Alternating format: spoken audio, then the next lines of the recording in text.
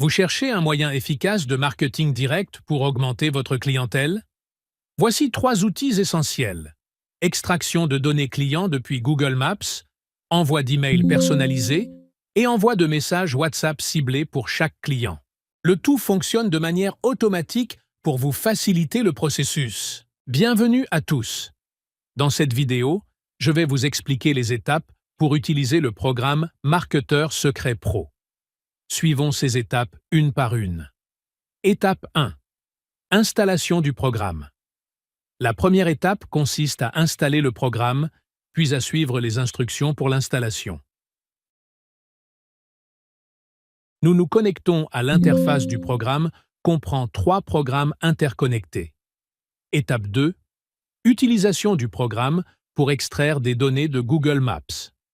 Après l'installation, nous ouvrons le programme de la manière suivante. Saisir les mots-clés. Saisir les villes ou les pays ciblés. Définir les options supplémentaires. Ici, nous définissons des options pour supprimer les doublons ou appliquer d'autres conditions importantes.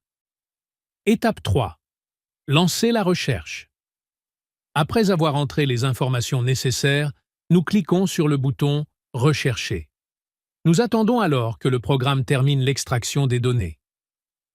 Affichage des données finales. Une fois la recherche terminée, le programme nous affiche les données finales. Nous avons maintenant plusieurs options pour filtrer les données. Liste de filtrage. Cette liste est utilisée pour filtrer les données, par exemple en sélectionnant uniquement les numéros de téléphone commençant par un certain préfixe, les sites web avec une extension spécifique, ou des adresses e-mail particulières. Les possibilités de filtrage sont nombreuses. Boutons de téléchargement et de modification. Enfin, nous disposons de boutons de téléchargement. Pour télécharger les données dans différents formats, comme CSV, Excel ou Zip. Bouton de modification. Pour modifier une ligne spécifique ou utiliser l'option de remplacement complet, comme changer le préfixe du numéro de téléphone par l'indicatif du pays. Bouton de suppression. Nous avons aussi un bouton pour supprimer une ligne spécifique, ou bien pour effacer toutes les données afin de refaire une nouvelle recherche. Maintenant, passons au deuxième programme pour l'envoi des emails. Étape 1. Importer la liste de contacts. Pour commencer, vous pouvez soit importer une nouvelle liste à partir du bouton « Importer » et lui donner un nom spécifique pour qu'elle apparaisse dans la liste, soit choisir directement une liste que nous avons déjà récupérée avec le programme précédent. Étape 2. Choisir le serveur SMTP. Ensuite, nous sélectionnons le serveur SMTP que nous voulons utiliser pour l'envoi. Ajouter un SMTP. Vous pouvez ajouter plusieurs serveurs SMTP via ce bouton. Il suffit de cliquer, de saisir toutes les informations nécessaires sur le SMTP. Concernant le mot de passe de la plateforme Gmail, on va dans « Mon compte », puis dans « Sécurité » et on active la vérification en 2 étapes. Ensuite, on recherche le mot de passe de l'application, on crée le nom de l'application et on crée un mot de passe. Effacez tous les espaces et collez le mot de passe final ici. Puis de cliquer sur « Enregistrer les paramètres » pour l'ajouter à la liste. Choisir ou supprimer un SMTP. Rédiger le message. Ensuite, nous passons à la rédaction du message, sujet et contenu du message. Nous saisissons l'objet de l'email ainsi que le corps du message. Vous pouvez choisir d'envoyer un texte simple ou un message en HTML. Il est recommandé d'utiliser HTML pour avoir un meilleur design du message. Conception du modèle HTML. Pour concevoir un modèle HTML, il existe plusieurs options, qu'il s'agisse de plateformes gratuites qui proposent ces services ou de solutions payantes. Dans le kit de plateforme, vous avez la possibilité de créer un modèle gratuitement, de manière rapide et très simple. En quelques étapes, nous allons vous montrer comment procéder pour personnaliser votre modèle en fonction de vos besoins spécifiques.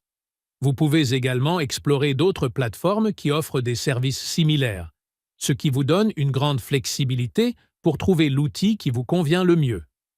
Une fois que toutes les modifications nécessaires sont effectuées, nous nous assurons d'exporter le fichier final au format HTML. Une fois le modèle créé, nous collons le code HTML ici. Étape 4. Configurer l'envoi. Ensuite, nous configurons les détails de l'envoi. Lancer l'envoi. Après avoir tout configuré, nous lançons l'envoi et attendons. Étape finale, suivi de l'envoi. Le programme nous affiche maintenant l'état de chaque email envoyé. Confirmation de réception. Le programme indique si chaque email a bien été reçu. Message WhatsApp avec le troisième programme. Étape 1. Sélectionner ou ajouter une liste de contacts. Comme précédemment, nous devons d'abord sélectionner une liste existante ou en importer une nouvelle via ce bouton. Étape 2. Écrire le message.